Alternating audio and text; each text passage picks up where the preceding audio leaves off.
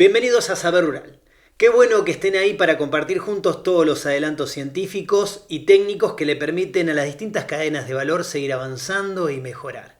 Y para este programa tenemos una entrega especial que se puede sintetizar en la palabra sostenibilidad y en la que para comenzar les proponemos hablar de producción regenerativa.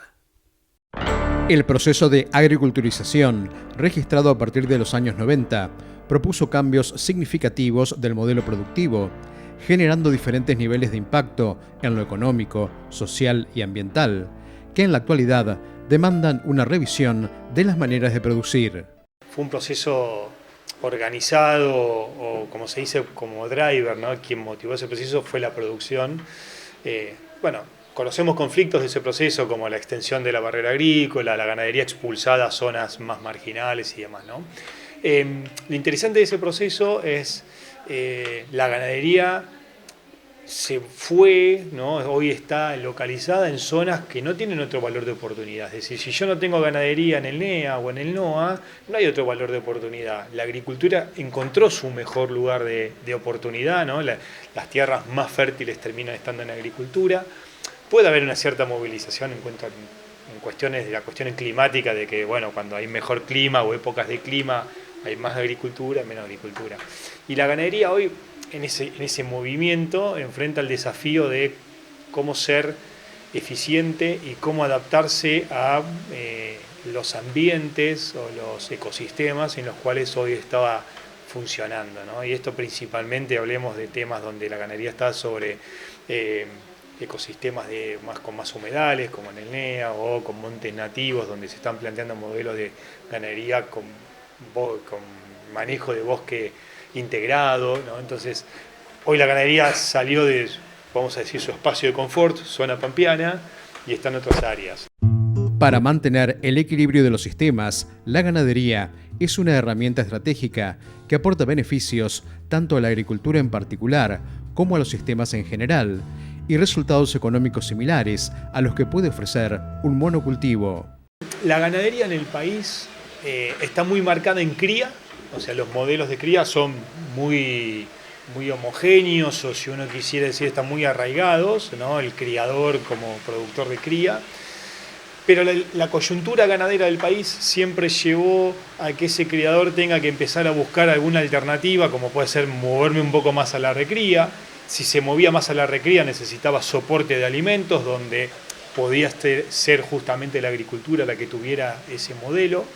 Y si no, ya directamente son modelos de ciclo completo, donde hay algo de cría y se mueve más a una recría y terminación directamente, donde obviamente ahí ya hay base de agricultura. Por otro lado, si nos vamos solamente al modelo agrícola, venía funcionando bárbaro, modelo de agricultura, siembra directa en los 90, combo de productos fitosanitarios soportando ese modelo, rinde con crecimiento muy bueno.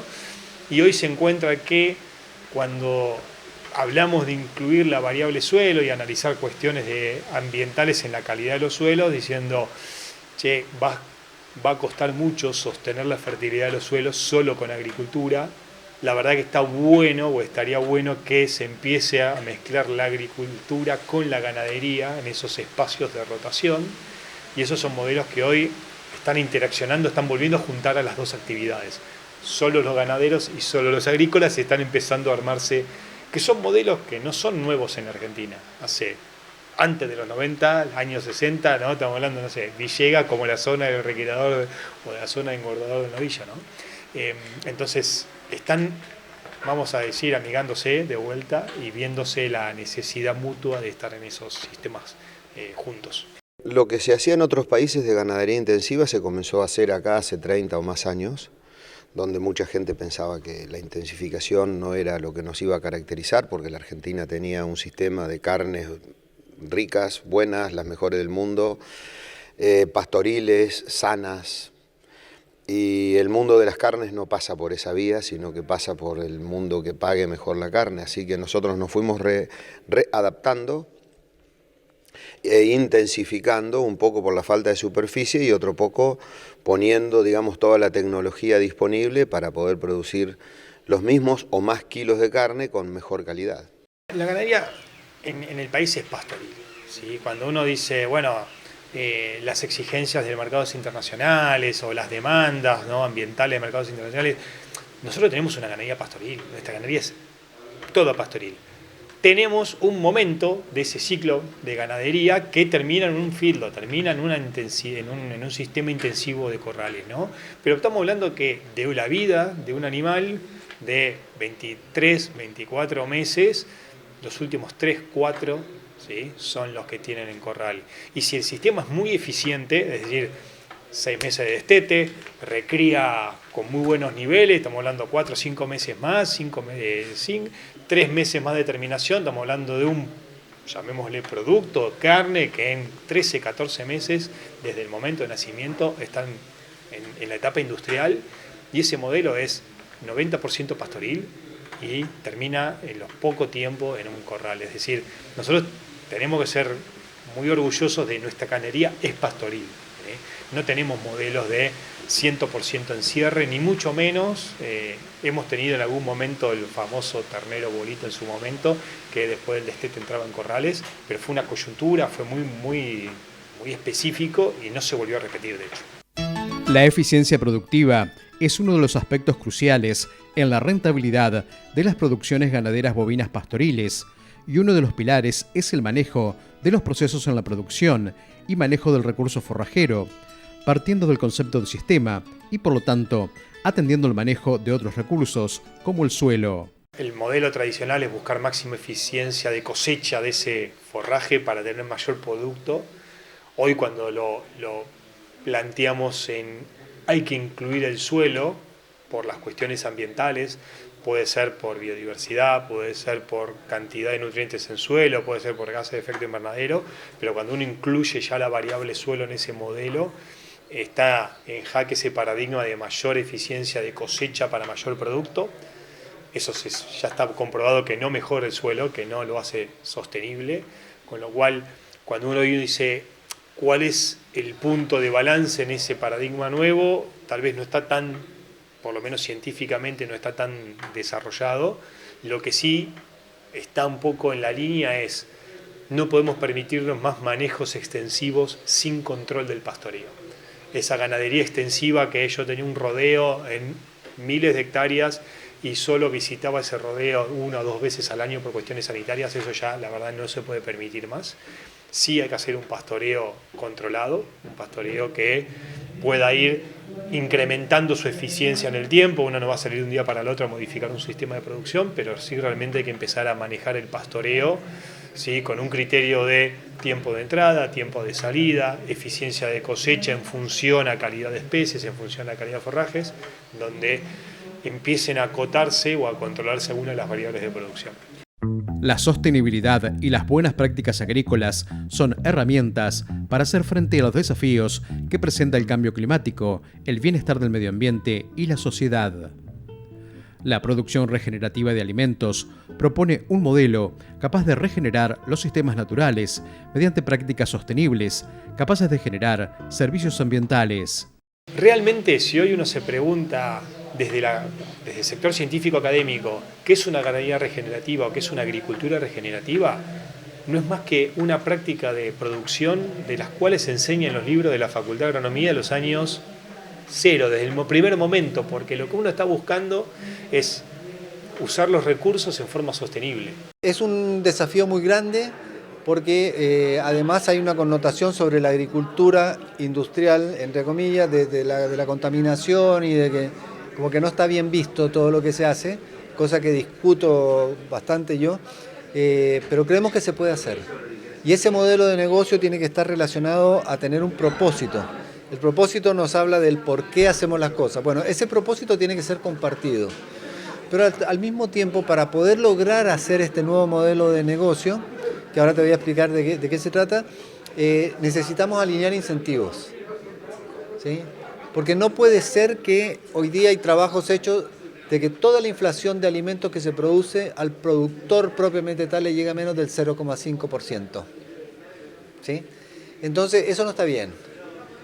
Entonces, para poder hacer todos estos modelos de negocio, tenemos que pensar cómo desde el agrifood, o sea, específicamente el sector agropecuario, podemos generar servicios ambientales que puedan ser utilizados por otras industrias para poder compensar los niveles de emisiones que tienen, ¿sí? Además creemos que en cuanto hay una gran discusión ahora sobre todos esos servicios ecosistémicos, el carbono, la biodiversidad del agua, hay una discusión muy grande sobre la calidad. Uno tiene que producir cuidando recursos, eficientizando, tratando de no tener residuos, desperdicios, pero en sí, conceptualmente, lo que uno va a buscar en esa ganadería o agricultura regenerativa es aplicar los conceptos agronómicos, ¿sí?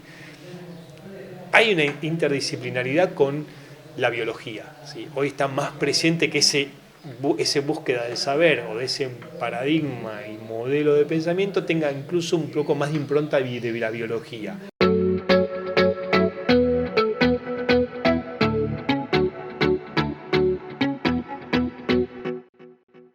Después de ver cómo la producción regenerativa pretende ir un paso más allá de la sustentabilidad, les proponemos hacer una breve pausa. No se vayan porque en nuestro próximo bloque precisamente les vamos a contar cómo se está dando esta evolución hacia la sostenibilidad.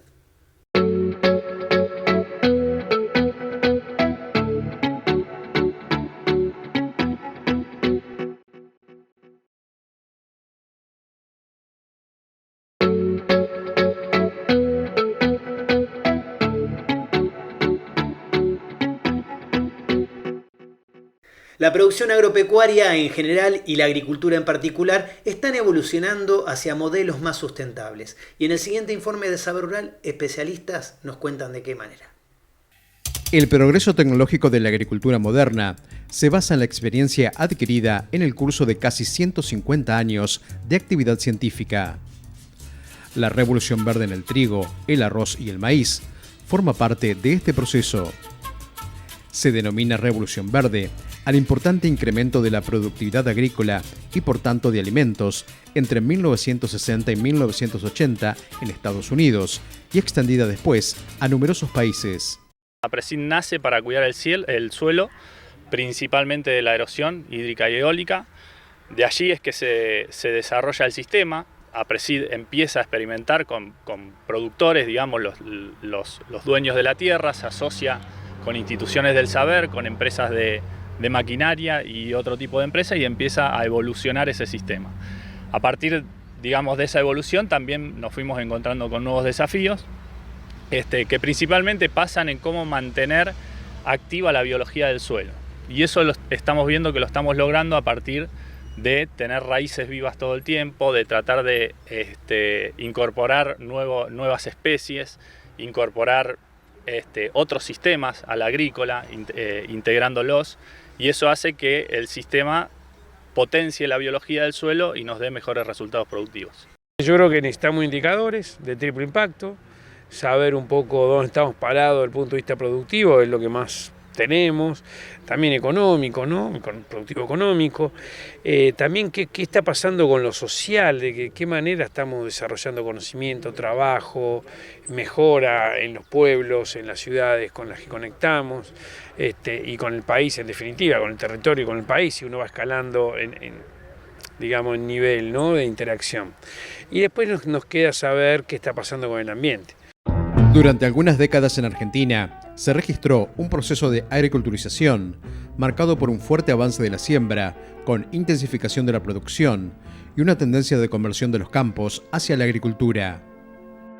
Ese modelo productivo se ha caracterizado por sus sistemas basados en el manejo agronómico y el uso de paquetes tecnológicos con diferentes niveles de impacto. Lo que fue todo el problema de sojización en su momento, por ahí acá el sudeste de Buenos Aires por suerte no llegó de una forma tan extrema, sí llegó por una forma tan extrema por cuestiones ambientales y productivas. Entonces, en su momento había llegado, era el 50% de lo que sembrábamos, no llegó a estar cerca del 100%, y la otra mitad era más que nada trigo y cebada, pero sí, hubo un aumento muy grande, más que nada por cuestiones de mercado y imposibilidad de hacer otros cultivos. Luego, por suerte, más por liberación de mercado y por posibilidades también de precios, volvió a crecer.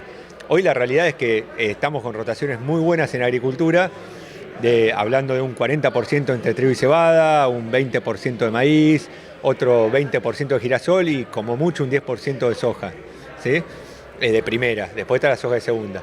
Eso ha mejorado muchísimo. Siempre obviamente es mejor para los sistemas tener un sistema mixto. En muchísimas situaciones hoy es imposible, entonces siempre estamos buscando la mejor forma de hacer agricultura, produciendo mejor y con menor impacto, siendo lógicos y aceptando que hay muchos campos que van a ser en agricultura continua. Fue la sinergia de la siembra directa, el glifosato y la soja RR. Todo eso generó un paquete de muy fácil gestión, de muy fácil manejo para el productor y hubo un proceso de sojización. Posteriormente, y viendo la evolución de los pensamientos de la gente de APRESID, la siembra directa no debe ser considerada como una práctica aislada, sino que debe ser considerada como un conjunto de prácticas en interacción virtuosa.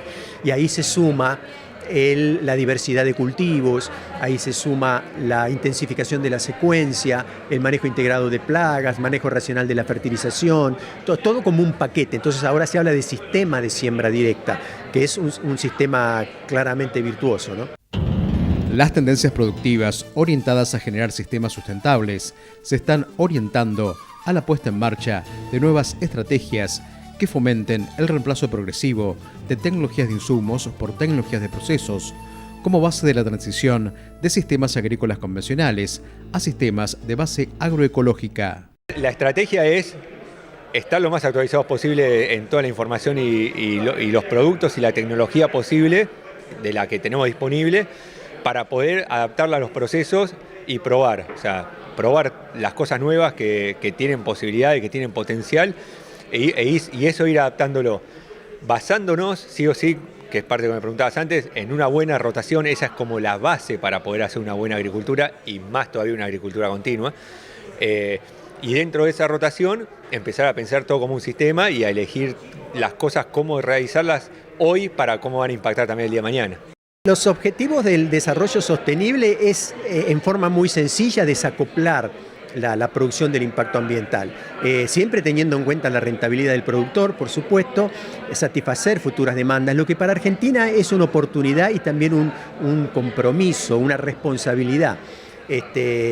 Porque tiene que ir de la mano del impacto ambiental. Entonces la agricultura sostenible es que los servicios ecosistémicos estén para nosotros y para las generaciones futuras, ¿no? Asegurando rentabilidad, asegurando desarrollo, equidad, etcétera, ¿no? Ambiente.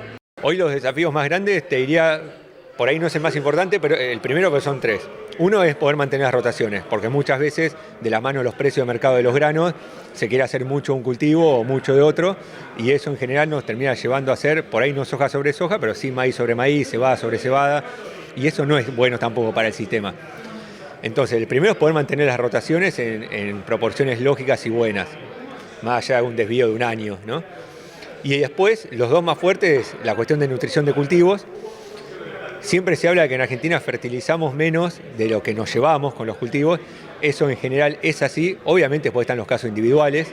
En nuestro caso, en la zona de Necochea, venimos trabajando con gente de INTA Balcarce y midiendo muchos campos que hemos tenido sí reducciones de lo que era un suelo prístino o inmaculado, digamos, a cómo estamos hoy con 20 años de agricultura continua, pero reducciones o impactos mucho menores que los que se suele hablar. ¿Por qué? Por tratar de hacer las cosas bien, mantener rotación, fertilizar lo mejor posible. Pero bueno, la fertilización es una de las patas flojas por poca fertilización.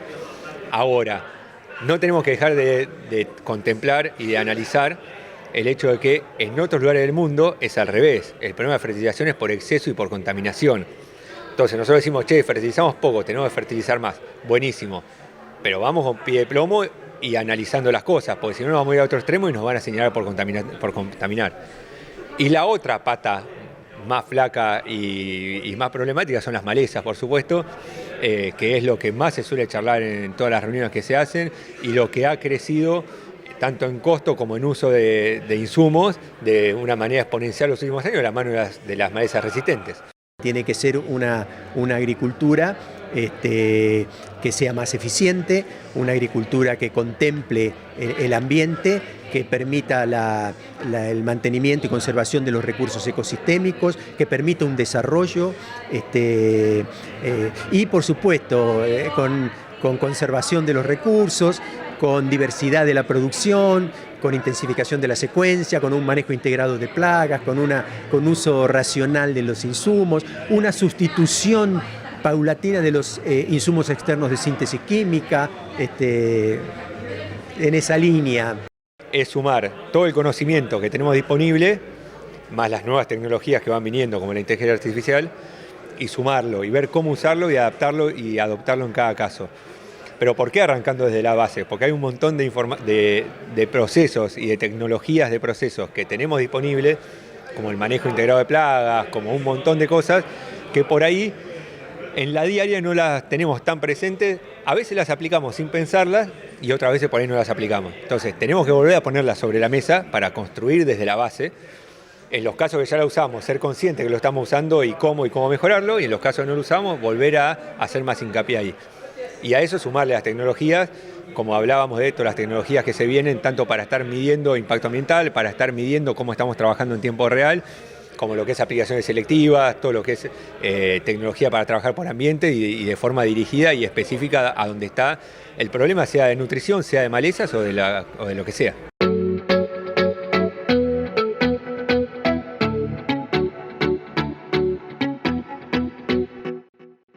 Les proponemos ahora hacer una breve pausa. Quédense ahí que enseguida volvemos con mucho más Saber Rural.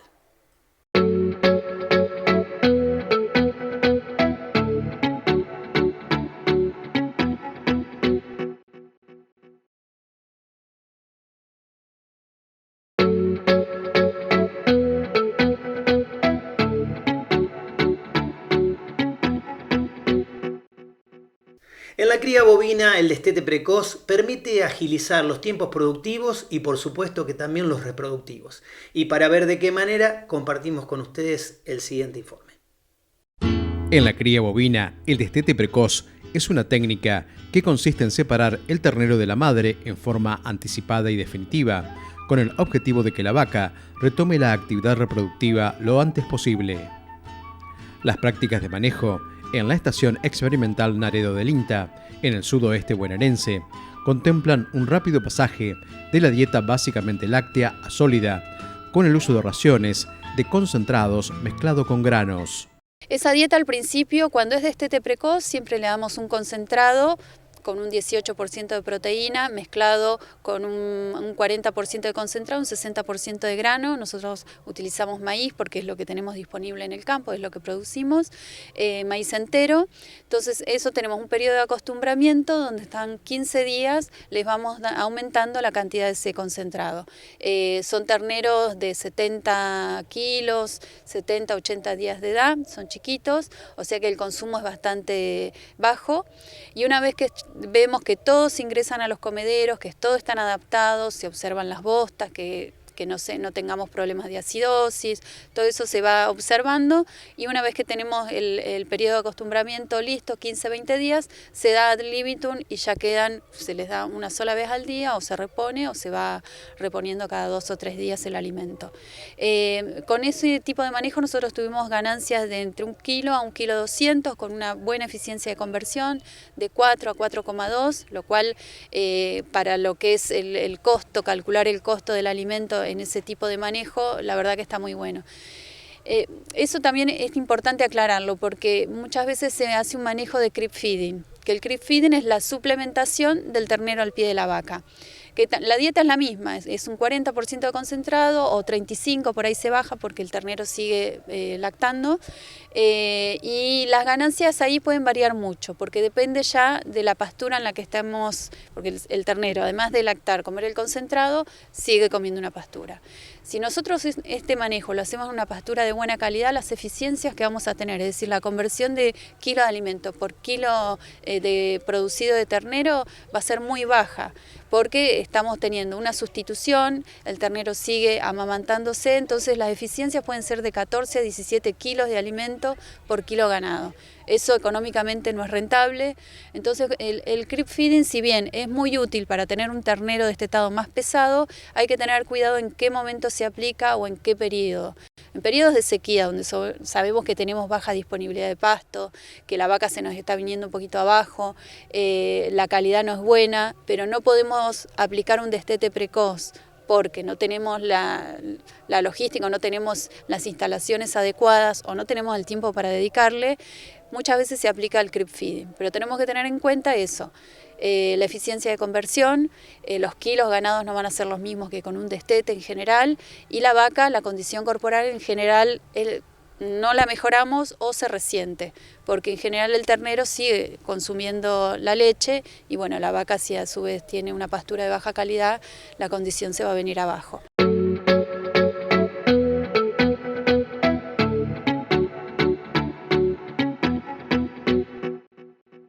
Amigos del campo, después de ver cómo el sector productivo está avanzando hacia la sustentabilidad, queremos agradecerles habernos acompañado una vez más. Nos vamos hasta la próxima semana, cuando los estaremos esperando para compartir nuevamente juntos mucho más saber rural. Hasta entonces.